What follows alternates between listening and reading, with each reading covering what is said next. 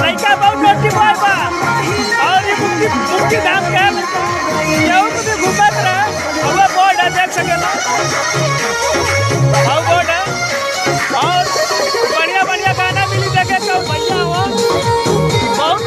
बढ़िया घुमा तो भैया देखे भी घूमे मौका मुक्ति बतावे और भैया घूमियो एकदम बढ़िया से भैया के बोर्ड पे आओ घूमो मस्त रहो एंजॉय करो और लड़का तो एकदम बेहतरीन गाना चलाते है गाने जेके मतलब जे मजनू लड़का के संगे रहे और जे भैया शरीफत वाला रहे भैया के संगे रहे ठीक बा कैसे कि हर क्वालिटी के यहाँ गाना मिली सुने के और ये मुक्ति धाम देख सकेला भैया बोर्ड तो बहुत बेहतरीन बा दोनों बोर्ड है दोनों बोर्ड एक बोर्ड हो देना भैया जेके भी आवे करे आवे घूमे मस्त रहे और प्यार दुलार ऐसे बनौले रही है भाई पे चंदन भाई पे और ये हमारे पार्टनर रही जो कि हमेशा हमारे साथ दिली तो बस ये क्योंकि अब इनका पार्टनर रही है बस नमस्ते प्रणाम ऐसे प्यार दुलार बनौले देख लिया इनसे बड़े हैं सही मिला